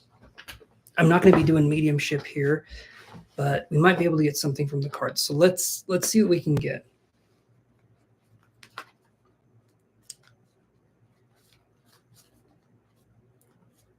Just because the mediumship does, well, first off, it's not something I've done for a minute. And secondly, it does take energy for me to do. And I mean, it is late and I woke up early, but anyway, we're just going to do this. We're going to do this. Okay. Sometimes doing the readings can make me feel wired, and sometimes it can do the opposite. And I would, want to be able to sleep. And I can't tell you which one it's going to be before I do it, because sometimes it's draining and it's a very welcoming, beautiful spirit. And sometimes sometimes it makes me tired, and sometimes it makes me wired, and it's still the same kind of spirit, but it just depends. Certain spirits, different energies, even if they're both very positive energies, some of them tire me out and some of them wire me up. So it's kind of weird. Okay. It's like I'm either taking a shot of espresso, or like several shots of espresso, or I'm taking a sleeping pill, right? Okay. So anyway. Okay, that's interesting. Okay, the Moon, 10 of Swords in reverse.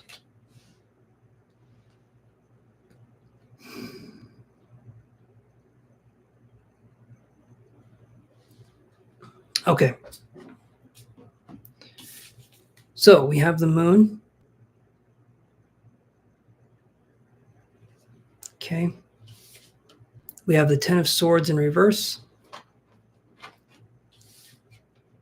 And then we have the 3 of Swords.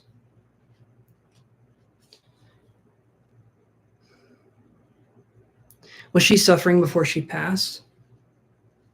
Or did she just pass?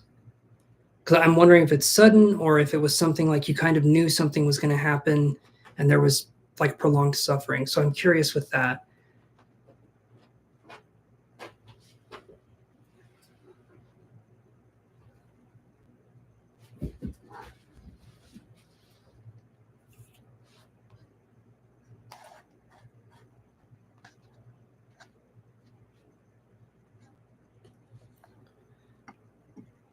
Hopefully. Just past was not feeling well the day prior. Okay, the Moon card. Okay. So this Moon card here, to me, this represents the divine feminine. The moon represents the divine feminine. And so for that to be the first card, she was in good health mostly. Okay. Okay. So that would be unexpected. She's feeling unwell and then she passes. So that would be something that would be very unexpected. And I'm so sorry that you lost her. That's difficult. That's difficult to deal with. Whether your relationship was good or it wasn't, that's difficult to deal with. The moon card, and then I was feeling a sense, I don't know why that I would feel Capricorn energy, but that was something I was feeling for a minute. And then maybe the name, and I'm not connecting mediumistically, it's more psychic. Would the name Jean mean anything? If not, that's okay. But I was getting that Capricorn energy.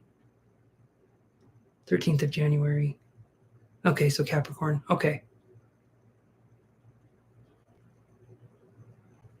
I don't think Jean would be January. No. And past the 15th. Okay, so that's why the Capricorn part was coming up so strong. So she passed in Capricorn. She was a Capricorn right after the birthday.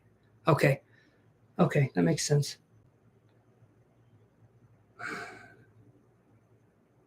Loretta. Okay.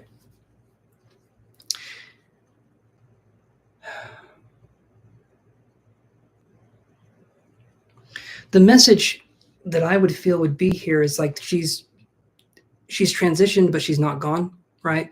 There's not a sense of like like she's not seen the same way, but she can still be felt. She can still be understood in a more subtle way. But in a lot of ways, when someone passes, they can be there for us that they weren't there in other ways.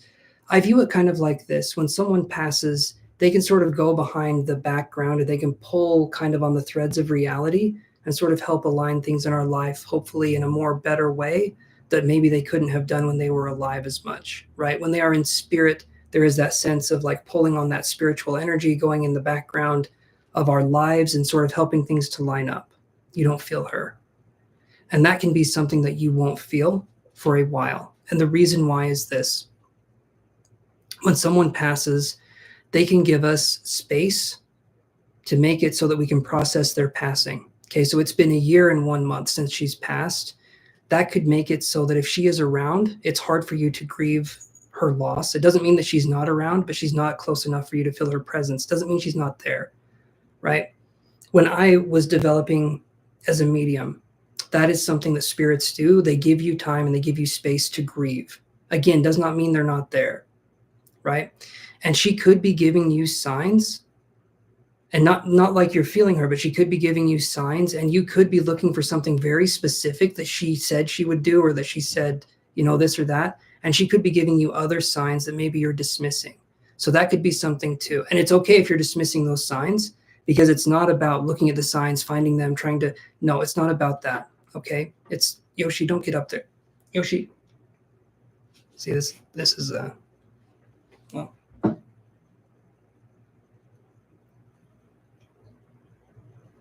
And then he looks around really confused. Anyway. But it's okay if you don't feel her. Okay. It doesn't mean that she's not there. And it doesn't mean that she's abandoned you. It doesn't mean like everything's lost. But sometimes we need to focus on the grieving process, and you can only focus on the grieving process when the person isn't there. And then eventually you'll start to feel her again once you've come to terms with the passing. Okay. And I know that's hard to deal with. I know that's not like an easy thing to go through. And I'm sorry, that's tough, but I do feel that she's there, but she's just giving you space to kind of focus on the grieving. And then eventually there can be a sense of kind of like a reconnection. But there sort of has to be a separation, and then there can be a reunion, if that makes any sense. And I wish I could tell you why it's that way. Again, I'm not sure. Even doing mediumship readings, I'm not really sure why it's set up the way it is. I just know that that's something that can be common. So just know that she's there. And yeah, just give yourself time and space to process it. That's going to be the best thing for you. And again, I'm sorry for your loss. That's tough.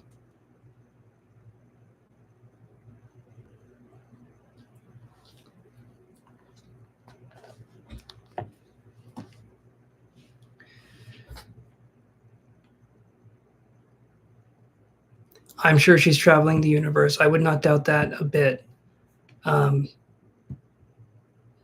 Yeah, when we go into spirit form, I think it would be something that's very, I mean, it would be very high energy because it's kind of all you are.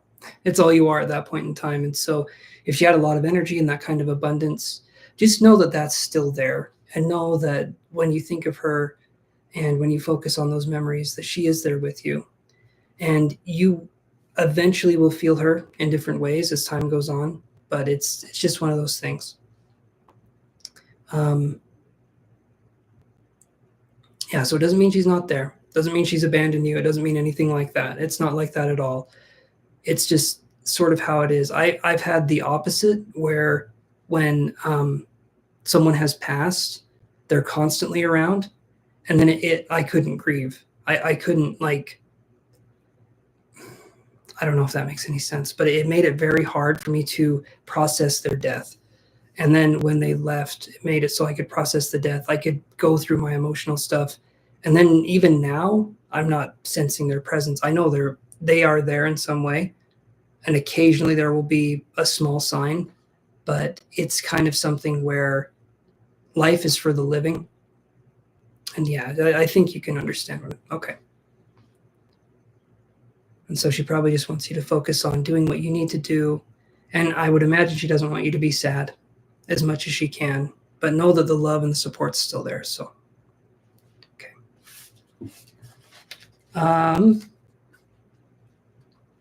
Who else is there? Because it looks like we're kind of getting to the end of the list. You're very welcome.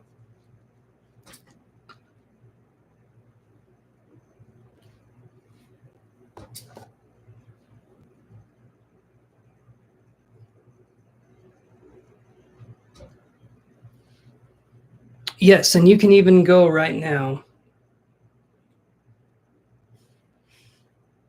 What's your question, Campanese?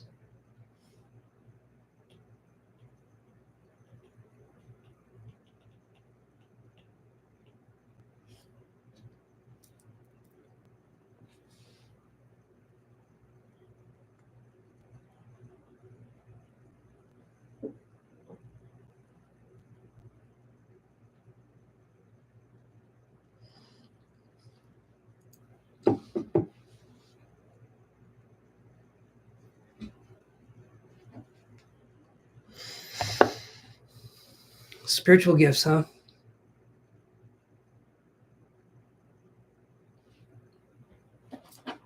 Well, let's see. What do your spirit guides and higher self want to tell you about your spiritual gifts? Let's take a look at that. And thank you, everybody, for liking the video. I think we had almost everyone like the video, so that's pretty good. I think we had quite a few people for my first time being back. Okay. Let's see what we can come up with here.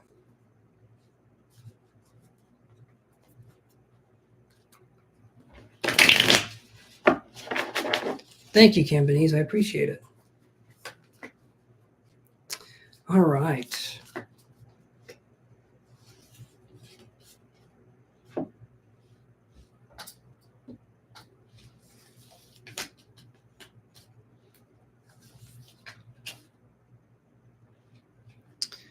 Okay, so what I'm seeing here is a sense of getting back. So we have the Emperor.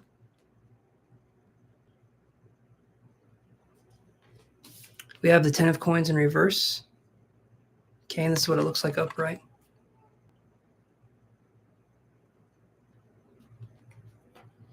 And then we have the 6 of wands.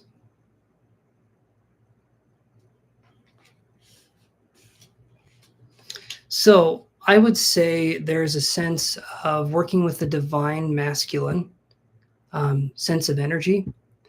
And with the divine masculine, you're going to be looking at spiritual gifts that could be focused. Well, okay. there's ways that spiritual gifts can manifest. And generally speaking, when we talk about spiritual gifts, especially in the West, we are talking about the divine feminine spiritual gifts.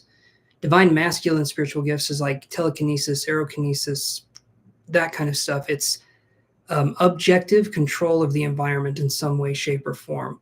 So if we're looking at divine masculine, but more in a feminine sense, which I think is what we're talking about here, if we're talking about spiritual gifts, it's going after what you want and not feeling bad about going after it. There can be a fear of focusing on how much power we have and how we manifest things. And that can make it very difficult for us to want to go after what we want, because there can be a fear of possibly either failing at doing what we want to do, or finally achieving what it is that we want to do. Either one of those can be frightening, because either one of those represent change. And anything that changes, obviously it can't stay the same. We have to learn new things. But if something stays the same, it's easier for us to accept it, because we already know what that's like. We already know what it's like to stay the same. And so if we're focusing on developing spiritual abilities, we have to be ready to focus on what does that mean and how will it change my life, right? And if we're looking at spiritual abilities, there is always a kind of like a tower moment. Every time I've tried to develop psychically, there's always a tower moment every single time. And I feel like I'm going to lose my mind. I feel like my marbles are all over the place. I can't find my marbles. You might even have one. I don't know. Give it back. But the whole point that I'm trying to make is it's okay to lose ourselves before we find ourselves. With spiritual abilities, we're going to get lost in the weeds before we find out what it is that we want or what it is that we want to do. And that's fine. That's how it goes. That's par for the course. So spiritual abilities that we could be talking about here could be any of the clairs. So you have clairvoyance, clairaudience, clairgustance, clairsentience, and then the clairsentience can go in a couple different ways. And then you have clairalliance or alliance. And those are the 5 physical senses made into the 5 psychical senses. Okay, and so you can kind of view it that way. Any sense that we have that is physical, we will have a spiritual counterpart to it. Okay, then on top of that, we have energy healing. Okay, that's being able to heal people from a distance or up close. Things like Reiki, different healing practices can have different results there. Then you can also have magic abilities, which is very similar to what I'm talking about, but it's harnessing it in a different way. It's using ritual and manifestation as opposed to focusing on allowing your own divine gifts to bloom and blossom in their own time. It's kind of like letting things go out to the universe and then getting something back. When it comes to getting a very specific message from your guides with these cards here, to me, I'm focusing on allowing yourself to get through the confusion, focus on what you want, and don't be afraid to have what you want. As long as it's not hurting yourself or anyone else, there shouldn't be any reason why you can't go after and achieve what it is that you want. That being said, like I said, spiritual gifts, then you can have mediumship, and that goes into several different levels. There's very, very, very different ways that these can develop. But generally speaking, the spiritual gifts start within us, and then they develop and they start to sort of focus out. So it's like it develops inside of us, and then we birth out these psychic abilities. And when we're going through the process of manifestation and then release of these psychic abilities, it tends to take on a sense of like it brings up all of your emotional stuff too. So you have to be ready to sort of face yourself in a more intimate way, which some of us are and some of us aren't.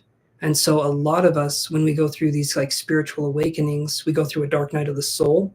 And what that is it's kind of like going in and it's shattering the ego to the way that we know ourselves that can be detrimental after we have progressed. And so we get rid of what's already there to focus on developing something even better in the long term. And so what feels like a death is actually a rebirth, so to speak. If you think of it like this, so we have a seed and we take that seed and we plant it into the ground. What happens when we do that at first? We take a seed, we put it into complete and utter darkness. Okay. And that's scary because the seed can't see anything. It doesn't understand what's happening. It's a scary process. All of a sudden the seed cracks open, and then the seed thinks, oh, I'm dying. This is it. This is the end for me. This is the absolute end. But when the seed is planted in darkness, it gives it the ability to rise and bloom and blossom into what it's truly meant to be. And that's very important in the spiritual process as well. What feels like we're being plunged into darkness is actually us getting ready to rise into the light. But we have to go through all of these steps at first. And so be prepared to take what it is that you want to take. And it's okay to feel powerful. It's okay to feel spiritual abilities. It's okay to be who you're truly meant to be. Don't let anyone try to dull that part of yourself. Okay? And then focus on empowering yourself. Focus on what it is you do to make yourself feel empowered, what it is you do to make yourself feel like you can have these spiritual abilities. But all in all, focus more on the fact that you need to understand what change is going to be like, and you need to be comfortable with change. If you are someone who really wants to be on the spiritual path, the one constant that you can depend on is that everything will change. And that sounds crazy, but that makes it so that you will always be a student. No matter how much I've learned or how much I've grown, I never understand more than the universe can give me. I can always learn more. I can always grow in every direction possible. And it's important to remain humble in that learning process. And so part of it, like I said, is getting rid of the ego and then eventually working with the ego, which sounds crazy. Get rid of it and then work with it. It's because the ego is supposed to be a servant. It's not supposed to be our master. But we kind of need to discard it and then allow it back into ourselves and then focus on that, because we've gone from going into a survival mentality to going into a thriving mentality. And so it's something that you have to be kind of focused on and allow yourself to get that energy. Does that make sense?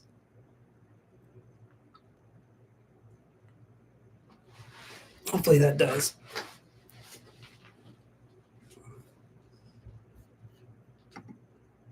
What spiritual abilities do you feel you have?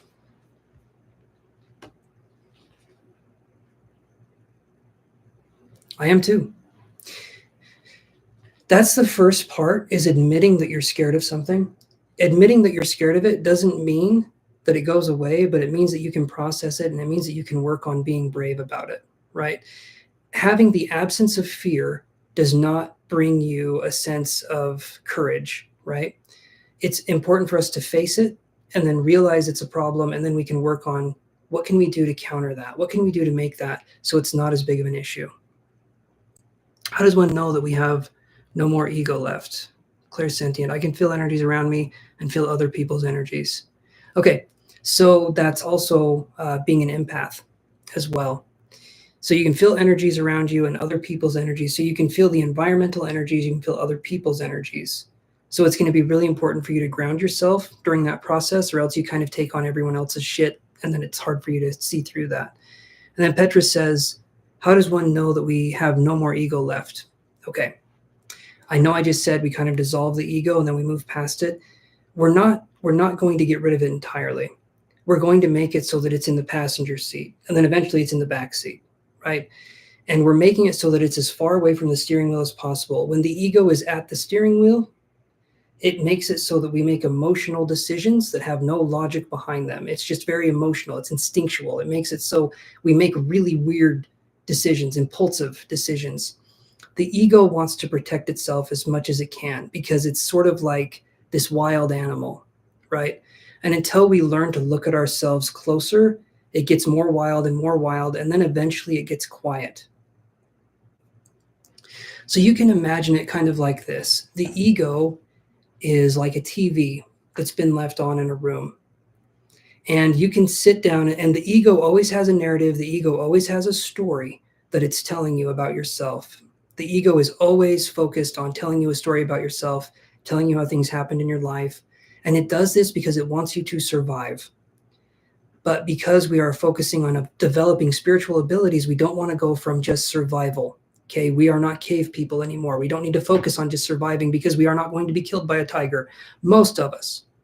Some of us will be killed by tigers. I'm sorry. That's kind of something that just happens. I don't know. They fall from the sky. I don't know. I don't know how tigers kill people, but I would assume it's fast. So don't worry too much about it. Hold on. I've been randomly feeling earthquakes recently, but I'm not sure if it's clairsentient thing or if it's your mind or anxiety.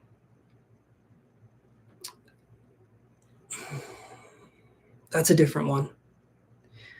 So an earthquake feeling can actually be a sense of the physical body, the astral body, or the etheric body loosening. And there can be a sense of kind of discombobulation where we feel kind of unput together, so to speak. Does this happen before or after you've been asleep? Or when you're about to fall asleep? You astral project during lucid dreaming too. Okay. So there could be something there where the body's just kind of, anyway, hold on 1 second. So the ego is always telling us a story, okay? The ego is the TV that's left on in a room. And you can sit down and you can watch the story, but the important thing for you to remember is that you are not the ego. When you can make it so that you can live your life and you don't have these stories or these narratives in your head that are telling you who you are and what you do, that's when you know the ego has kind of left the room, so to speak, because things happen in our past and we can take those personally or we can move on. Flexibility is a sign of less ego. Yes, that's a good way of putting it.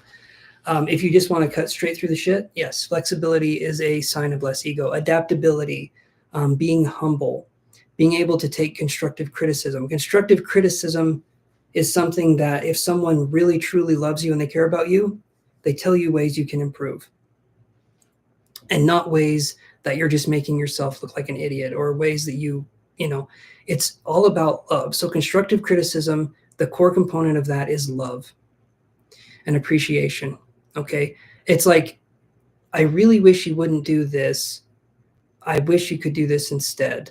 And it's like giving someone an alternative so that they can do better and work toward that. If someone is just criticizing us and making us feel bad, but not giving a solution and not willing to talk to us about how we could do better, then that's not helpful, right?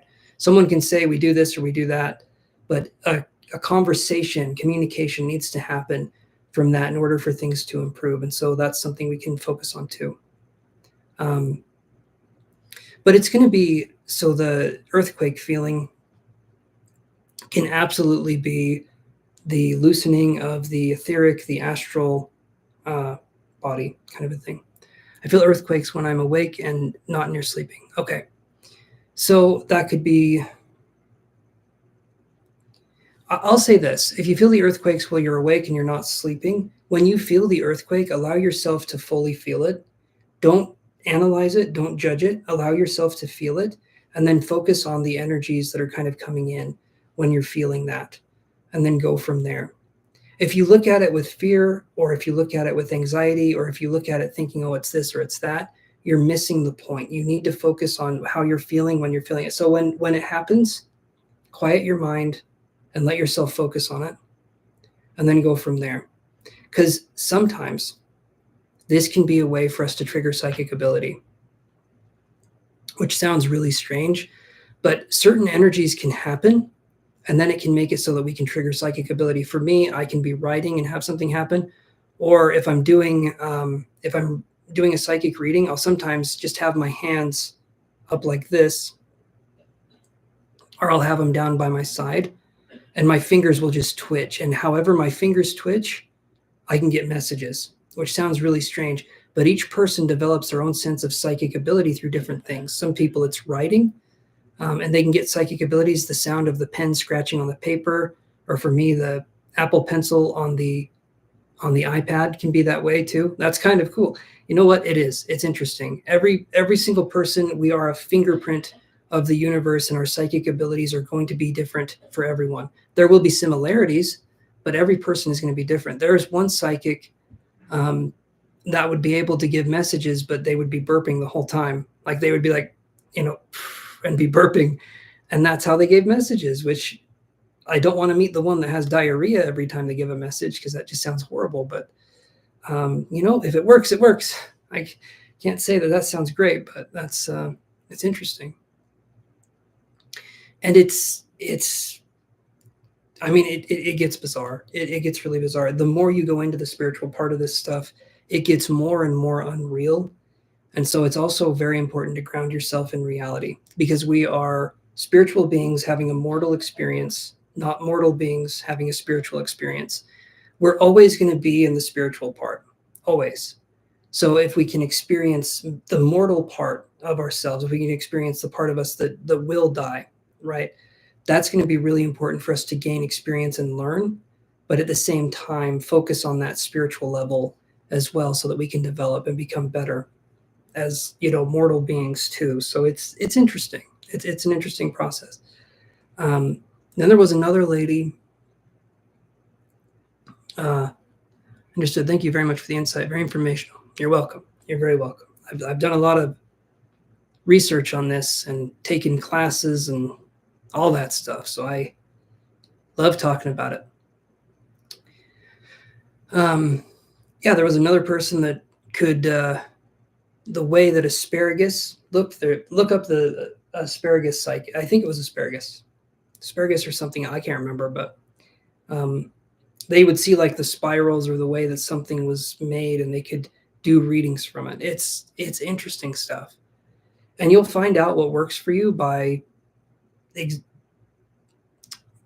living with it, existing with it, focusing on allowing things to come to you, and in a non-judgmental way, look at it and be like, okay, this is interesting. The more, if we look at something with fear, we're giving it power over us. If we look at something and we're like, this is interesting, then we can kind of go from there. But the earthquake energy, focus on that, because it could be a way for you to communicate with your own psychic abilities, and it could be a trigger that you can use to access your psychic abilities, possibly more on command. So something you could look at. Okay. Hopefully that does help. Any other questions before I take the Old Town Road home here?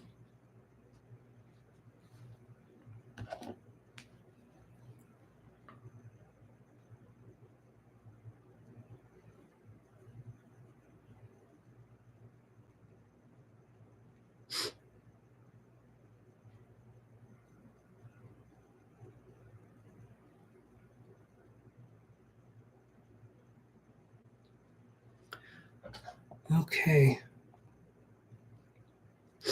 Well, all right then. I think I'm going to call it good. Unless no other questions, I'm glad you came back. I used to join your live before. It's been a while.